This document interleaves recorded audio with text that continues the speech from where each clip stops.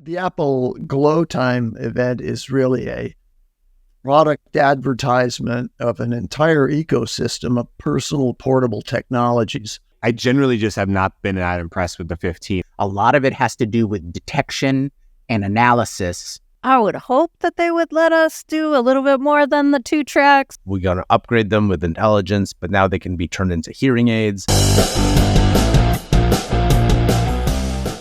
Hey, what's going on, everybody? Today is September 10th, 2024, and you are listening and watching the Daily AI Show live. And today we're coming to you to talk about all the stuff that came out of the Apple event yesterday. And, look, there was a lot of repeat. It was definitely the Apple event that we've all come to know and maybe not love.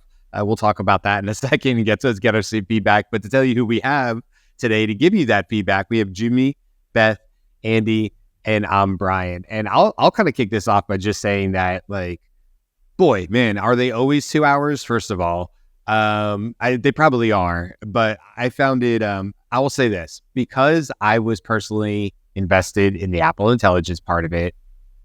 I agree. I admit, man, oh man, did it take a while to get through all the other stuff. And I think the Apple Watch is cool. My wife has one. I don't know if you guys have an Apple Watch or not. It's not something I have, obviously. But it just took a while to get to what I was considered to be the good stuff. And then once we did get to the good stuff, I'm not sure that we learned a ton more. So that's just my quick overview, but I'd love to get your guys' overview too.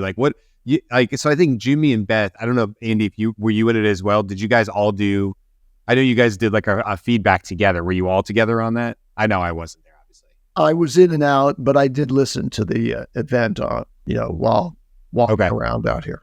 So you guys were kind of either in or out or actually having conversations while this was going live. I wasn't able to do that with you guys. So what was the general conversation like in the group as far as the event? I don't know. Jyunmi, let me go to you. Yeah.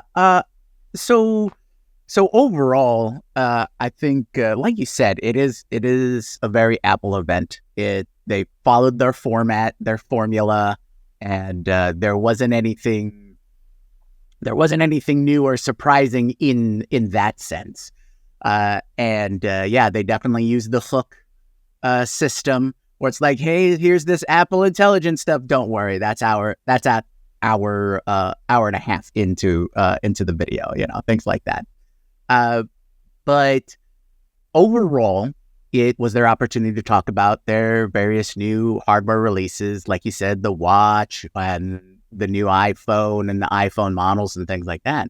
But for the Apple Intelligence and the AI part, it really was just like an update, right? If we're just taking an overview, it's here's the stuff we talked about earlier, and here's some specifics on how we're releasing it and where we're releasing it.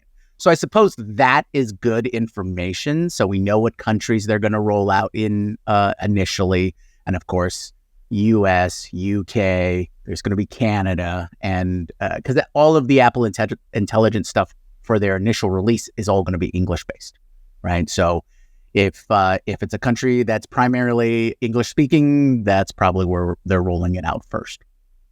Other than that, it was a lot of talk about integration with the new hardware and things like that.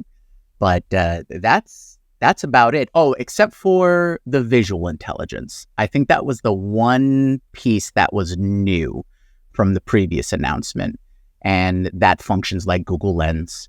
That functions not so much AR, but more cognitive of your area, so you can take a picture of something, sort of like image recognition in ChatGPT and other things like that. So you can get relevant information from there.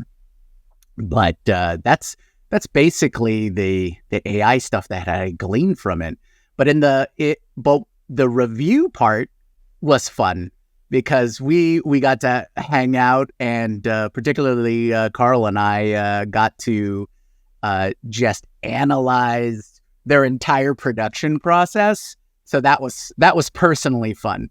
But we like to MST3K this and do our reaction and those kinds of things. So that was I was going to say too, Jimmy, I think it's probably fair to point out that there is AI and has been AI, and part of it, Apple, just like many large companies, Samsung, Google, Pixels, all that. It's probably more in the machine learning side of things, but we should at least point out that, they did, I believe this is all new, the stuff with the EarPods, which I've never owned, but that's because I have small eardrums and they just fall out. And so it's more of a like form-fitting thing. So I was kind of laughing when they're like, we've analyzed over 3 billion ear canals. I'm like, not mine.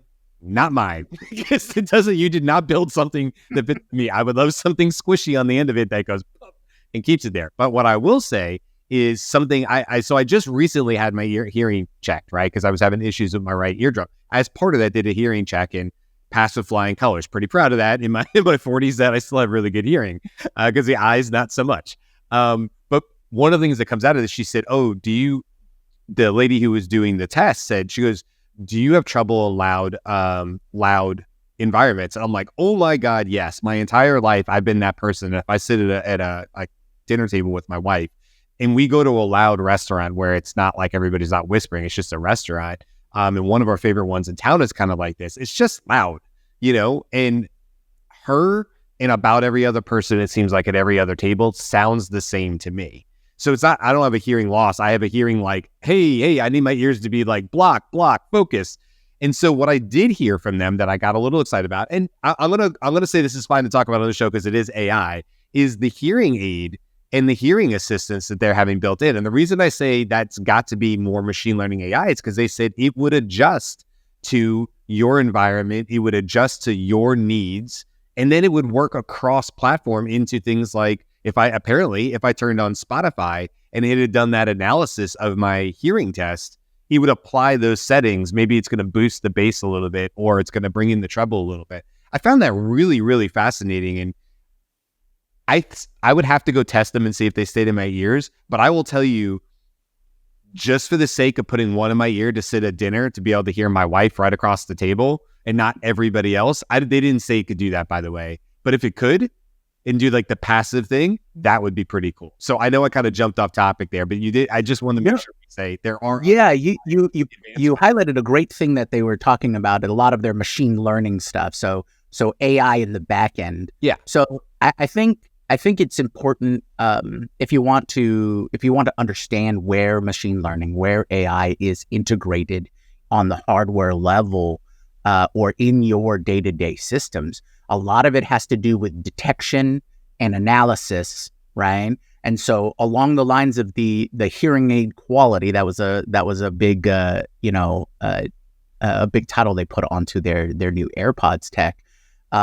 Is in their watch, they highlighted one of the new health features, which was to detect possible sleep apnea. Yeah.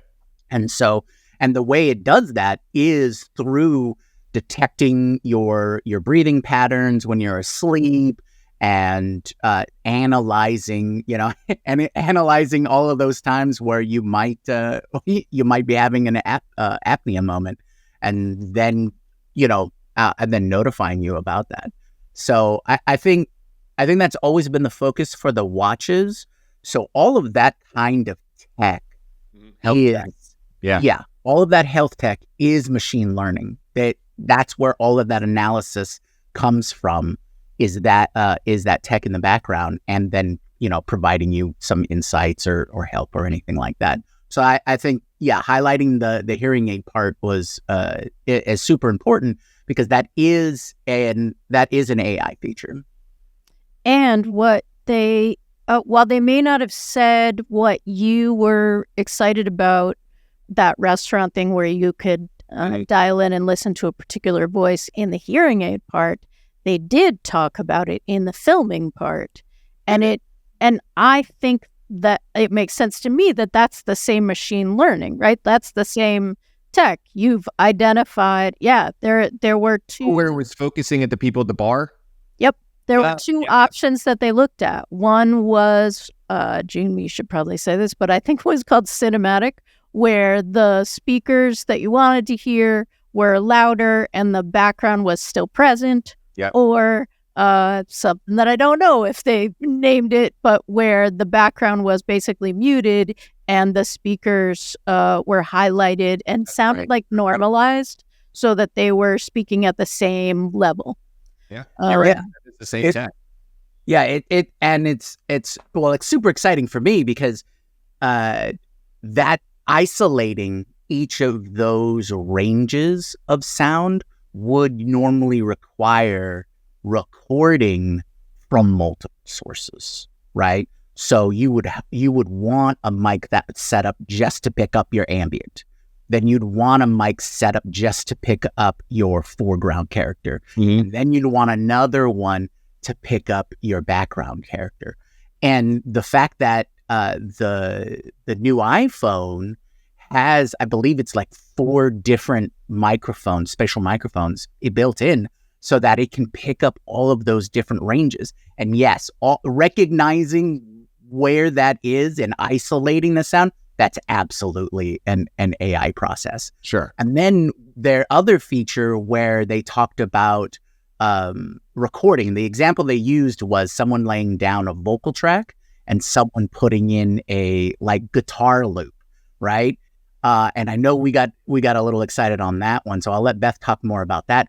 But it allows you to basically do basic stems, right? Have different tracks. Yeah, I was super excited. I mean, I would hope that they would let us do a little bit more than the 2 tracks, or maybe like once you have something you like, you can bounce it down, which just means you merge what you just laid over it, so that now it's 1 track. It's like you've reduced the 2 tracks to 1, so you now have 1 empty, right? This, if you drive in the car and you have a musical idea and you turn on voice memo, and then you're like, oh man, like now I have harmony. Now I want to do something with it. This is so good. They used to have something called music memos, which never really like took off, in my opinion. And I don't even know if it's still there because I don't use it. But this was very exciting. The other thing, call me mundane, but I love the idea that voice memo is going to give me a transcription, right? That's huge. People leaving voicemail gives me a transcription.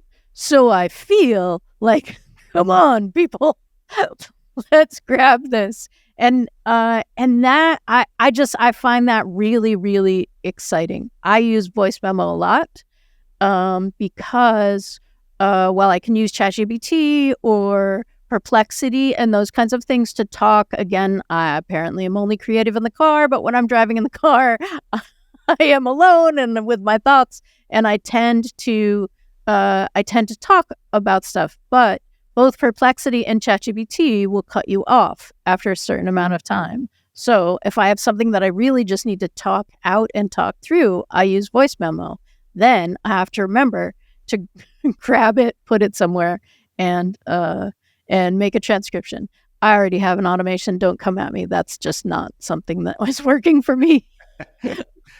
So if it could all happen. 4 tracks, like you would merge down in order to use more tracks. You're doing it with the cassette tape. You're like, all right, combine those 2 and then keep going. So it kind of does what you're saying. Kind of reminds me of like sort of old school playing with cassette tapes and using, your blue boxes, Yeah, and 4 tracks was an app that I used all the time when I was an Android person.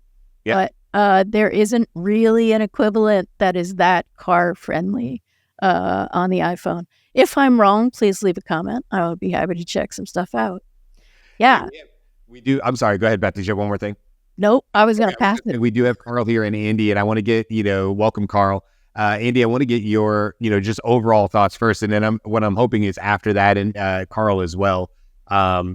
Let's talk a little bit about, get into the Sora side of things, or Siri side of things. I think about what I said there. Siri side of things, because I do want to talk about Ethan Mollick and what he had access to a little while ago and his experience with it. So we can dive into that a little bit later. But first, let's get over to Andy. You haven't had really an opportunity here. Andy, overall, I'm not sure what your expectations were going in. So let's maybe hear about that, and then what you thought about the event as a whole. Yeah. So, the Apple Glowtime event is really a product advertisement of an entire ecosystem of personal portable technologies. They also have computing at the desktop and on laptops, but the iPhone series itself is now a very, very powerful computer. And a lot of yesterday's show was about the iPhone 16 and the A18 chip that's inside it that empowers the Apple Intelligence thing. First thing I wanted to say is a little bit of historical perspective. I was around at the time when the first kind of personal portable technology came onto the scene.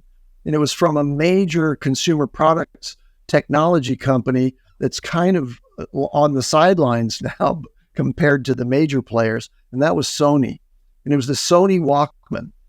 That was the very first time that you could go around, and it was a pretty big device. It was about, 7 or 8 inches tall and 4 or 5 inches wide in the first versions to house that cassette.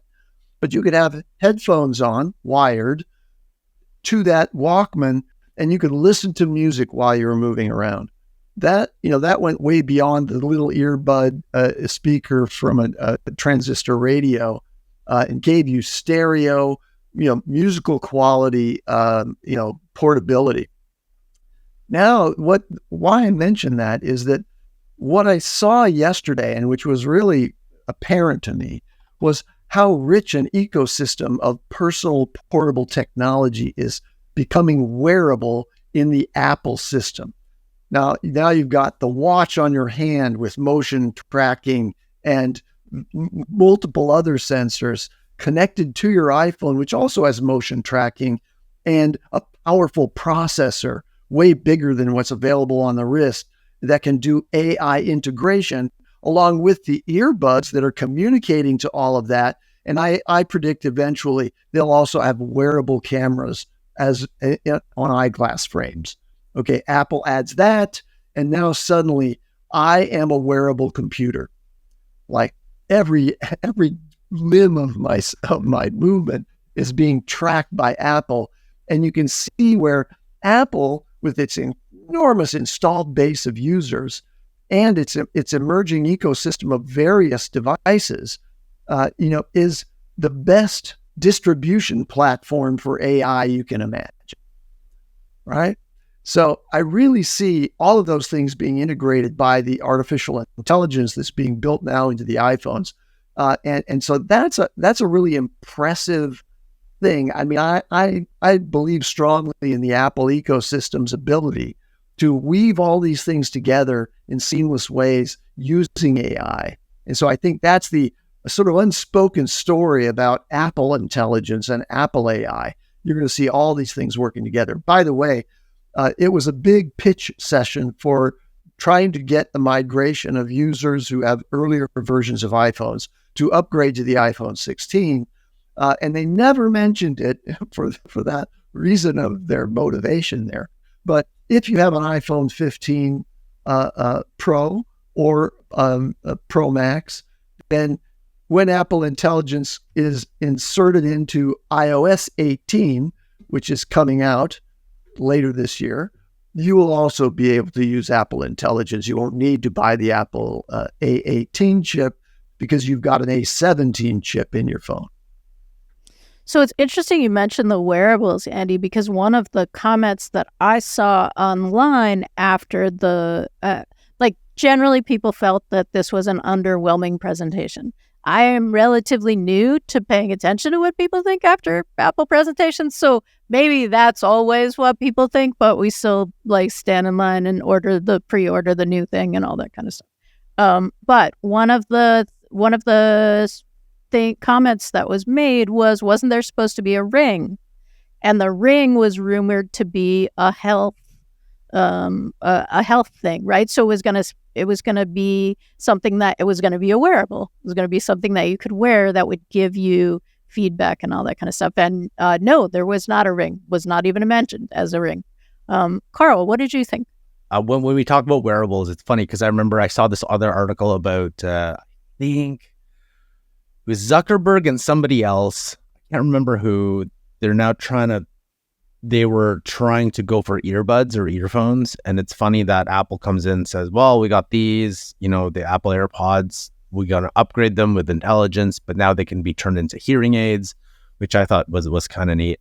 I've downloaded iOS beta, the iOS 18.12 or 3 beta on my phone because I have the iPhone 15. So I have been using some of that stuff. The writing stuff, not really. I guess I don't know. I don't normally do, I guess it would be useful, but I just haven't integrated it into my habits. I've used Siri a little bit more, but I'm not sure what to use it for necessarily because I'm not sure what's in the beta. They just keep telling me to download, here's the next version, here's the next version, here's the next version. And I think they've rolled out the features slowly. So 18.1 had these set of betas, these set of features, these set of features, these set of features. So I think over the next, couple weeks, we'll probably get a little bit more. I found Siri definitely much better than old Siri, but when I say much better, we're starting at very ground level. So 10% better from 0 is, I guess, okay. It's just, I know when I saw it, they're trying to take the perplexity route, but I still use perplexity. I find perplexity just much better from a voice perspective at the moment. So I don't know if they'll connect it to their, I don't know how that'll work with ChatGPT. To me, the most interesting feature is the camera and how they want to take a picture and you're going to, do all that. Again, you can kind of do that with all the other models. So I don't know if they're using, I don't know if any of you caught, are they using OpenAI or are they using their own tech, their own models when you're doing the camera stuff? I'm not sure. The language model on the phone obviously is Apple, fairly small, right? It's Apple and it's fairly small. So I'm not sure if it goes beyond that. I'm thinking if it gets into hey, what's this restaurant? Then it's probably going to have to lean on a larger model to take that picture. So remember they showed people saying oh, remember this restaurant or what's on their menu and these kind of things. So that might just be a simple OCR. It gets translated and then that information is fed into a Apple Maps or whatever. And then it just brings that information up. That doesn't necessarily need a ChatGPT. But this is something I definitely wanted to get into more when you're done. What Ethan Mollick talked about, because he talked about that distinction between what you can do with Siri on the phone and at what point you need to bounce to get to the ChatGPT level. And he talked about the pros and cons and what they had to give up in order to do, hit their security standards and things like that. So, but I don't want to stop you from when you were kind of giving us our overview, but that's something we should definitely talk about. There's one more thing I want to point out here too is when we're talking about Apple, I know they mentioned ChatGPT and they mentioned their cloud private compute. They spent quite a bit of time on that. So obviously they really want to hit the privacy aspect of it. Although if you really get down into the nitty gritty, I would imagine they would be using OpenAI's API, which OpenAI doesn't train on already. So fascinating how they position their cloud compute, but I also think it's against their training models too. So I'm curious what that kind of looks like. And finally, the latency, because that's an Apple video. I think throughout the entire presentation, I thought instead of when Tim Cook or whoever else was speaking, they interspersed it with these slick videos for 30 seconds, 20 seconds. It'd been really awesome is actually a UCG video of somebody using it, not produced, but actually someone in the wild, just hey, this is how I did it. That would be so much more impactful than a highly produced one. Yeah, I agree with you there. Watching, even though it was a long time ago and we didn't see some of this for a while, but when they did their dev day at OpenAI and they were just sitting in that, it was the stage, but they were sitting in that living room setting and he was literally using it, and it was like getting ahead of him. Remember, he's like, wait, hold on, take a picture of that again, because he was like holding it over the thing, and you were hearing the LLM like get ahead of itself, and he's like, hold on, he's telling it, hold on a second, wait a minute, go back and look at it again. Now look at it. And I think that's much more impactful. We've seen the slick Google videos. Apple makes these and then uses them directly out of these productions into their commercials. So they're getting more out of it. And I get that. It becomes their commercial, like we saw at the end with the Apple iPhone at the end of the presentation. But I'm with you. It's like, yeah, that's all well and good, but this is AI, and anybody that's seriously looking into AI knows that you could fake anything you want. You could make anything look better than it really will be. And the problem with that is if you're showing almost zero latency in a highly produced video and then somebody gets it, yes, you may get zero latency when you're using the Apple side of Apple Intelligence. But the moment you need to do more complex things and use the ChatGPT side of it, or the Google, because I mentioned Google as well, when you have to use one of those sides of it, there's going to be a permission in there. I don't know if you'll be able to turn on all permissions always ever, or it's going to be more like ChatGPT when you use the open connections and it's like, do you want to proceed? Because that will slow down any conversation you're having. Is every time you start, hey, do you want to proceed? Because you're sharing data outside of the Apple ecosystem now. And that they want you to know that. I love Apple for, taking data security and our personal information seriously, but it also is going to impede a smooth use of it. And I'm not sure I totally understand how much of a roadblock that's going to end up feeling like. And like I said, this is a good time to like maybe bring in the Ethan Mollick side of it. He got access a while ago, like, cause he was just referencing it on LinkedIn maybe yesterday. But it was from a post earlier in August when he had gotten access to it. Now, whether again, was that an early beta version? Was that the full-fledged thing? I don't know. I don't know if he knows, but basically he said, what you're seeing is exactly what Apple said they were going to do, which is we're serious about protecting your data. And whatever your opinion is on that, that's their line, right? They're going to take your personal information seriously and lock it down. But to do that means there's some consequences. You got to give up some things in order to make that work. And so Siri will be interesting to see how it's a collaboration between the two. Hey, Siri, go update my calendar, or look at the one they showed was like, when is my mom's flight arriving, and it pulled it from I think the text messages and then searched it and then provided an answer. That's pretty easy, right? That's something we would expect to use on a phone just with a good voice command. But then going beyond that, the things that we know you would have to use a larger language model for, ChatGPT, something like that. That's where I'm curious.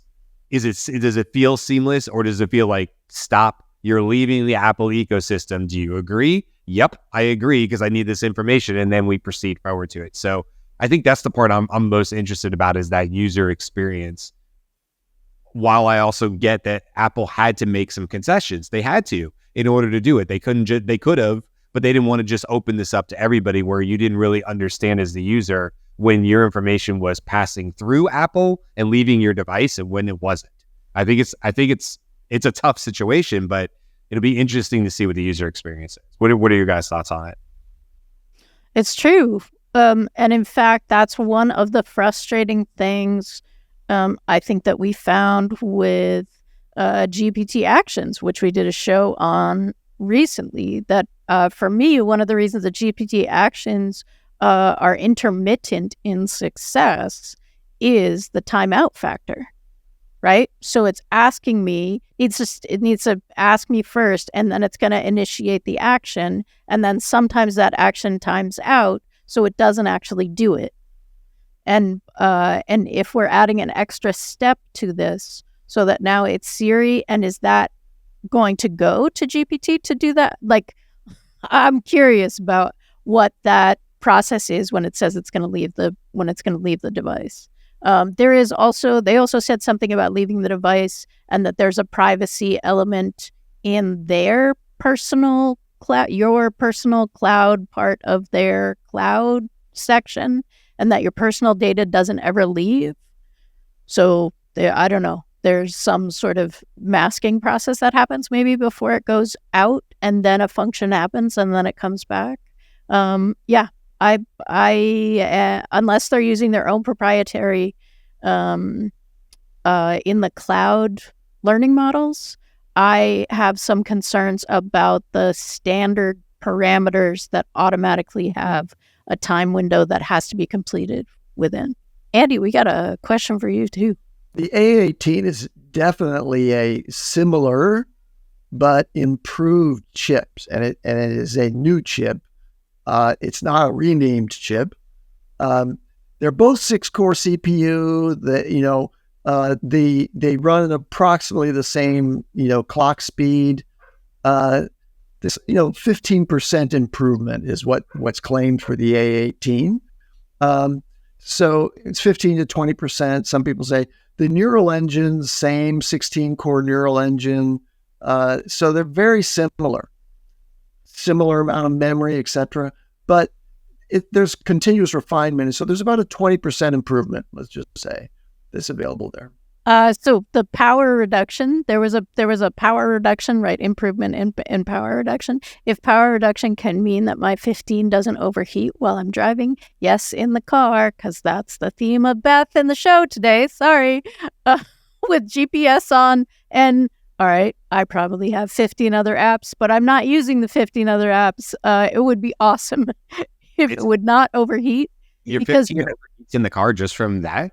Yeah, the 8 Plus did not. Like, come on. Yeah. I will say this. I have the 15 and I like you, I don't have the Pro. I have the 15, so I would have to upgrade in order to get Apple Intelligence. And I'll be honest with you, I probably will here in 3 days when you can do the pre-orders and stuff. I think they said generally these things will start shipping or be available in the store on the 20th. So not, 10 days from now. But anyway, my point to saying that was I generally just have not been that impressed with the 15. I could have easily just stayed with the 14 or 13, whatever I had before that, and I don't know that I honestly would have known any difference. The cameras are so good, unless, to your point, Jyunmi, you're doing the high-end pro stuff, and there is some amazing stuff there with the cameras but I'm not shooting like that. So that's fun. That would be fun tech for me, but it's not a day-to-day thing that I need to necessarily pay more for.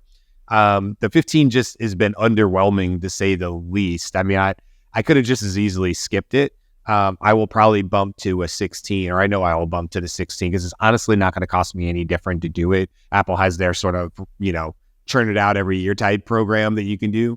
And there's really no reason for me not to. And obviously if I gain the new core processor and Apple Intelligence off of that is going to be a benefit.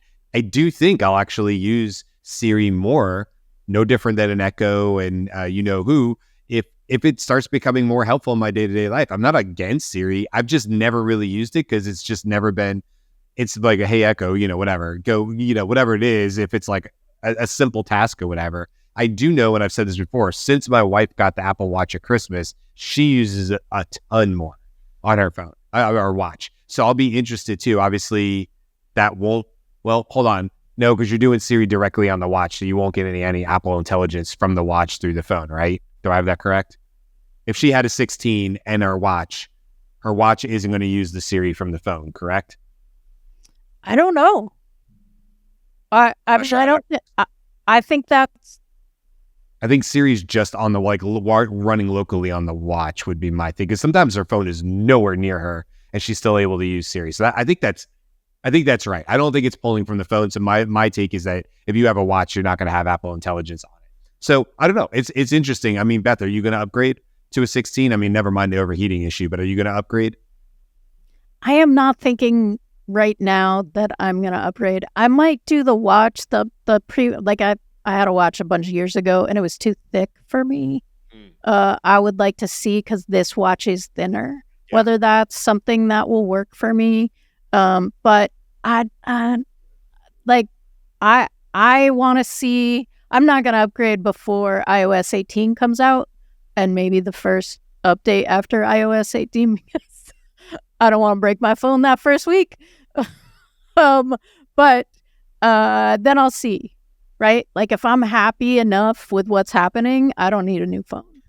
And they are encouraging that upgrade process. I mean, that's something they always do, but just a small blurb near the end was they said they'd give up to $1,000 credit for turning in your previous models, up to 12.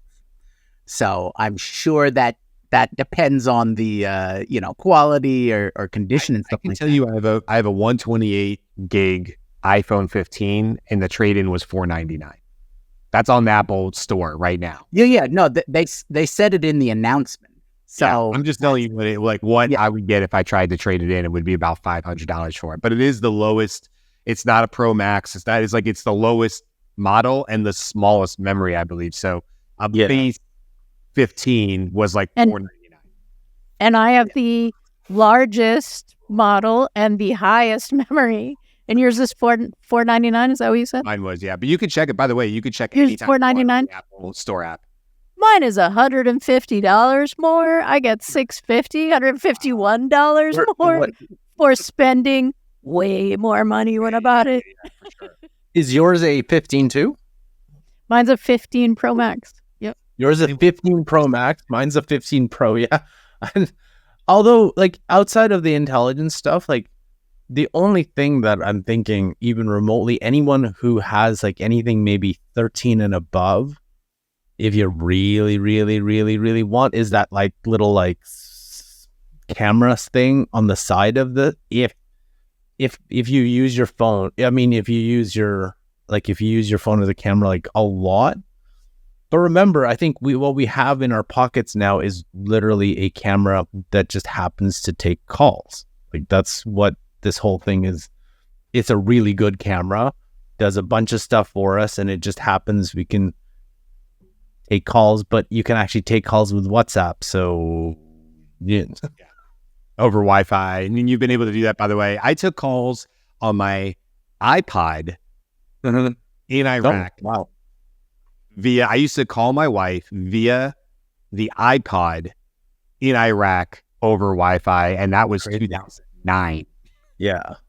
So this has been around, like, to your point, that tech has been around for a long time. Yeah. It's gotten better, but I was able to sit outside on the benches and call her from there. That's awesome. Yeah. It was a cool workaround back then. Okay, so look, we were kind of getting on time or whatever, but I would love to hear from everybody else. Jyunmi, I don't know if do you have an iPhone right now? Nope. Yeah, I was supposed to. I promised myself that I would buy an iPhone as soon as they added USB-C as the primary connector. Well, that came out with the 15. Yeah. That is on my task list.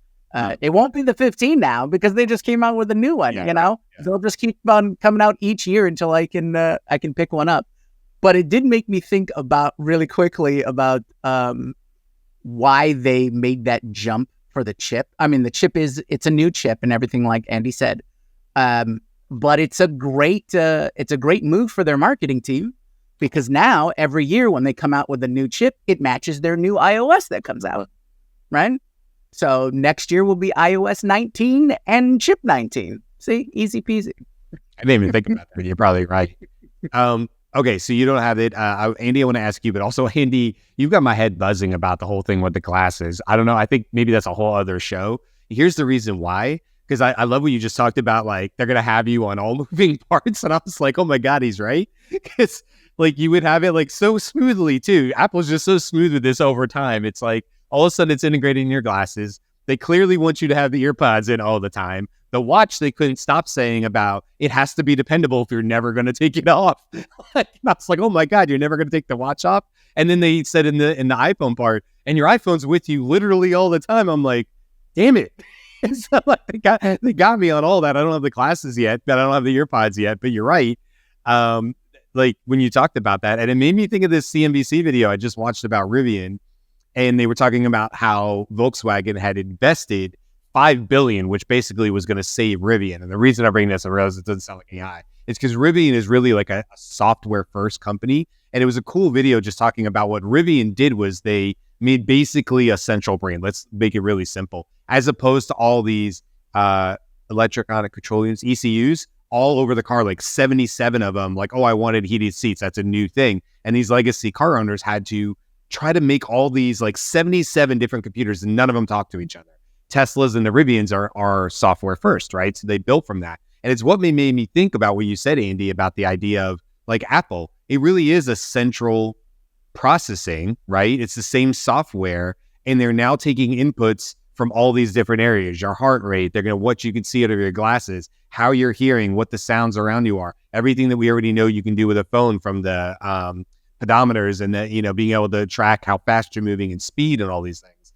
It makes me wonder, and maybe this is a great topic for another show, of like, what does that future state look like when AI and these devices are connected to us in many, many more ways than they ever have been before. So I don't know if anybody else thinks that sounds like a cool idea, but Andy's got my hands. I'll just say that it's the framework for the ultimate personal super intelligent assistant. That super intelligence needs to have many sensors, has to have data, right? It's going to collect data, and it has to collect that longitudinally. So it knows where you are, GPS on the phone and the watch. It knows what your movements are. It can actually ultimately figure out what's the gait changes that are happening in your body, like over time as a result of, I know you normally keep the phone in your pocket and your watch is here, and the earbuds now are tracking your head movements, and it's interpreting all of those interactively. I mean, there's so many possibilities when you have so many sensors on the same person over so much time, and that can be used along with all the access to the data of all your communications.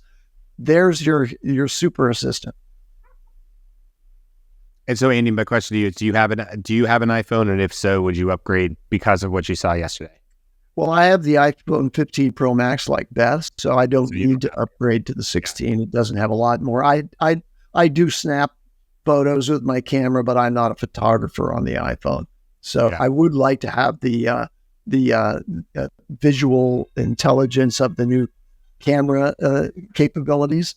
I believe that some of the tools that you saw where you can, use the AI component of Apple Intelligence to do interpretation of things coming from the camera, I think that'll be available on the iPhone 15. I am crossing fingers. I also am not a photographer, and so if you could just give me the grid of the thirds, or this is what it's going to look like if you post it on Instagram, that would be super helpful. Yeah, well, they did post that. They are putting in the grid features, which is why, for the Pro. Yeah, totally. I'm with Andy. Can that just come for us too? That's not camera based. That's software based. Yeah, right. There's no reason it can't. It should be, I want to get Karl's last thoughts on this and then we'll wrap it up, but it should be noted too that for anybody, because we do have people in the comments that are like, oh, I didn't get to see the event yesterday. Here's what you do need to know as far as the Apple Intelligence. Okay, you get the brand new iPhone 16 on the 20th. You go to the store, in 10 days, you have it in your hand. You will not have Apple Intelligence at that time. So they made it pretty clear that these things will be rolling out. They did not give specific dates. Some of it sounded much more like in the next month. There were some big updates coming. If you don't natively speak English, you may have to wait a little bit longer for things to roll out in your native English or regional English, or places like Australia. For Aaron, who always talks about how the LLMs AI doesn't really get the Australian accent a lot of times. He's talked about that several times. So anyway, these Apple Intelligence features will be rolling out over time, but anybody who's upgrading, don't expect to see them on day one because they won't be there. So we'll all have to wait a little bit. And that's yet another reason, to your point, Beth, why there's really no downside for waiting if you didn't want to upgrade to the 16. Wait and see how good it is before, especially if you have a 15, that makes a Pro Max, that totally makes sense. But if you have a 14, a 13, and you're like, is this the year I make the jump? I mean, really, there's almost no downside to just holding off and waiting for the Apple Intelligence to release. There will be 1,000 blogs, and we will talk about it on the show. You'll find out really quick whether the Siri functions are actually really good or not. Okay, Karl, last licks here. Just last couple thoughts here. The first thing is, if you really, really want to upgrade and you really, really want Apple Intelligence, you just could download the developer beta and you'll get access to it. So you can get it before everyone gets it, and there's not much, I guess so. But if you are interested in the Apple Intelligence itself, and you're in the 14, 13 range, I really highly recommend maybe waiting one more cycle, because, the first cycle, they're trying to figure all this stuff out. And I think because the developers are they want to open it up to allow developers to take advantage of it. You'll get another year where a lot of the apps are then starting to take advantage of it, which means you'll get like much better usage out of it rather than the first year where it's kind of clunky and there's not much related to it. I think that second cycle is probably better.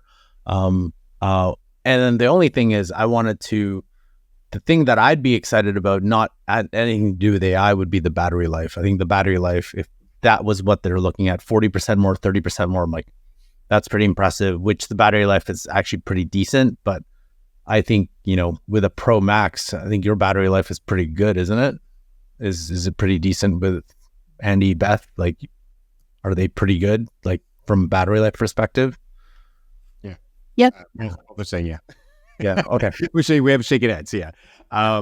Yeah. Any other last thoughts, Karl, before we wrap it up? Okay.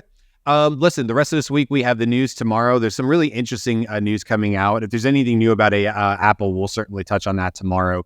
Really cool stuff that Beth brought up about Figure 1. So I really want to talk about that tomorrow and sort of some back chatter we've had about that. So that'll be in the news tomorrow. Come back for that. On Thursday, we're going to be talking about Google Labs. If you haven't really dug into Google Labs, I highly recommend it, or wait for the show on Thursday and we'll do the digging for you and kind of show you what's in there. I've been using it for quite a while now, and there's some really cool AI innovations in there that I think will eventually make it into some of these mainstream apps that we use, or the Google mainstream, or maybe search. So we'll be talking all about that on Thursday. And then Friday, we're going to be doing our honest review of Replit Agent, Replit Agent, and talk about the coding. We talked about Cursor last week. This week, we're going to talk about Replit, what we like, what we don't like, how easy is it for non-coders like me, how easy is it for people who actually know their way around some code and some Python and things like that. So that's what we got coming up the rest of this week. Be sure you come back. Don't forget, you can go to thedailyAIshow.com. You can get access to all our previous ones. You can reach out to us if you're looking for help in your own business